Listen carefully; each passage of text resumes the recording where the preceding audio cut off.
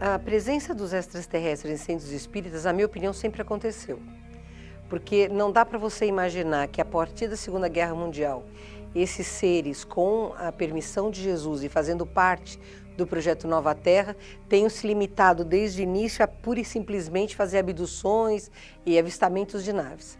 Só que a partir de um determinado momento, e este momento dá-se a partir de 2000, 2004 para frente, conosco deu-se a partir de 2003, a gente passou, médiuns passaram a referir, estarem vendo criaturas fisicamente diferentes, não humanas ou muito mais altas do que os humanos normais, ou de cores diferentes, de olhos muito grandes. A energia que envolvia esses trabalhos era diferente e a partir daí começou-se alguns centros a fazerem um estudo e a perceberem que estavam trabalhando com entidades não terrestres, não espíritos de luz da Terra, mas completamente sintonizados e harmonizados com os trabalhos das egrégoras destas casas. A partir dos anos 2012 para frente, ficou mais ostensiva essa presença, com eles claramente se manifestando num volume muito grande de centros espíritas, até nas federações, como a mostrar que aquilo que o Livro dos Espíritos falava era mais pura verdade e que o que havia era um grande entrelaçamento amoroso em prol do bem maior.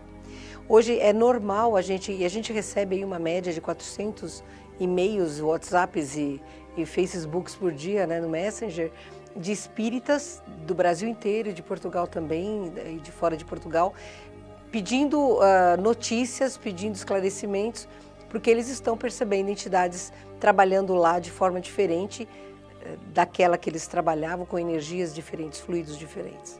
Eu fui palestrar num espaço em São Paulo chamado Giordano Bruno, um espaço de alto nível de palestras ufológicas. Enquanto eu estava palestrando, a Paula, que é a esposa do dono do espaço, o Dino, é um centro de estudos, começou a tirar fotografias minhas. E num dado momento ela falou, meu Deus, eu acabei de fotografar um grey do lado da Mônica. Ficou menos de metade de ufólogos que querem muito contato em massa. Imagina o que aconteceria se houvesse um contato em massa hoje, onde a maior parte dos filmes que você tem, tratando de extraterrestres, é no sentido deles nos invadirem, nos desrespeitarem, com tecnologia superior. Então, a humanidade ela já vem de muito medo, ainda mais agora nessa situação que a gente está passando, com Putin, Trump, o rapaz lá em Pyongyang, na Coreia do Norte, Nós estamos vivendo momentos de exceção. Nós estamos vivendo exatamente o que foi vivido pela humanidade no pré-Segunda Guerra Mundial, no pós-Segunda Guerra Mundial, quando começou a Guerra Fria. Se hoje nós tivéssemos uma manifestação em massa dos extraterrestres, nós teríamos um caos urbano, nós teríamos um caos na nossa civilização. A humanidade não está preparada ainda para este contato. Agora, eles vêm e se amparam no quê? Na codificação de 1857, em que no Livro dos Espíritos, a egrégora Espírito da Verdade fala claramente da vida extraplanetária. Então, eles vêm se alicerçar numa doutrina, que é uma doutrina libertária, que na minha opinião é a mais libertária das doutrinas, mas que se baseia não apenas no conhecimento, mas sobretudo no aspecto fora da fraternidade e não a salvação, que nós espíritas dizemos fora da caridade e os extraterrestres dizem fora da fraternidade, que para mim é um ponto a mais, porque a fraternidade faz com que nós nos vejamos todos como iguais, todos no mesmo nível, Então é lógico que eles iam usar a base mais clara ou mais fértil, aonde eles colocariam essas sementes. Além disso, nos centros espíritas você tem o desenvolvimento da mediunidade e a comunicação através da mesma, facilitando então este primeiro contato.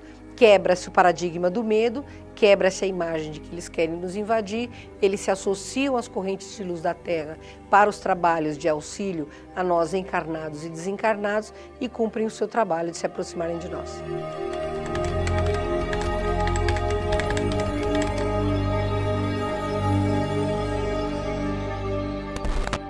A diferenciação tem que ser pela percepção do fluido, E quando eles se apresentam inicialmente, a temperatura do ambiente onde eles estão cai bastante. É normal queimar lâmpada, os aparelhos elétricos ficarem malucos, tipo o som parar de funcionar. Existe uma interferência clara porque é o campo de estática deles, dos aparelhos deles, Não se esqueça que a maioria deles são seres encarnados que em desdobramento deixam o corpo na nave e vêm se manifestar junto às correntes de luz. Nem todos têm corpo físico, mas aqueles que estão adidos à Terra, até por uma similaridade energética, têm, e eles exercitam o desdobramento lúcido com muito mais facilidade que nós, porque a mediunidade para eles já é bastante ostensiva e expandida, né? Eles não passam por desenvolvimento mediúnico. As crianças têm desenvolvimento mediúnico, clareaudiência, psicografia, incorporação, eu não sei se dá no nível deles, mas telepatia, intuição, então isso facilita para eles. O que a gente sente, eu vou te falar, é como médium, né? Quando eu tenho a incorporação semiconsciente ou consciente de uma entidade de luz ou não da Terra, eu sinto claramente a rede emocional deste ser. De um dos meus mentores, seja de um obsessor. Você sente a similaridade emocional.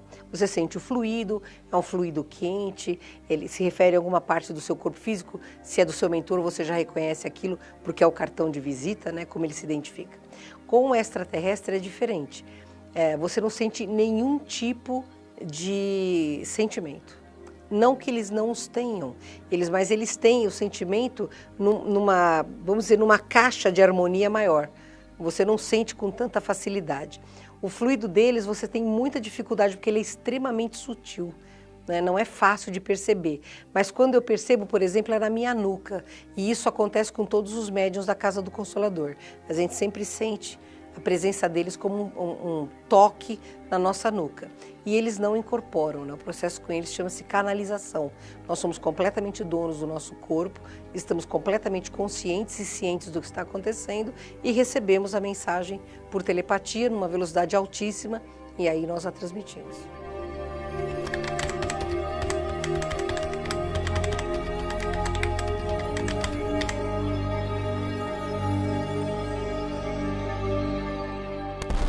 As que têm evolução moral superior à nossa, com toda certeza. A mediunidade é inerente do ser senciente, do ser inteligente. Então, claro, aqueles que têm corpo físico e têm uma evolução moral superior à nossa, têm o exercício pleno de uma mediunidade ostensiva e bastante equilibrada. Não é? Então, para eles não é difícil esse contato. Eles se valem, assim como os espíritos da Terra, do arranjo de cristais de apatita que cada um de nós tem, numa mandala, que a gente pode chamar assim de uma mandala extremamente pessoal. Eles se valem do mesmo mecanismo, emitindo a onda que é captada em reverberação nesses cristais, até que ela atinge uma frequência de onda que os nossos neurônios sabem ler e aí se dá a comunicação. Então, ainda que seja um processo de canalização, você tem o necessário estabelecimento de um elo mental, que no caso de um mentor da Terra, na incorporação a gente chama de gerador mediúnico.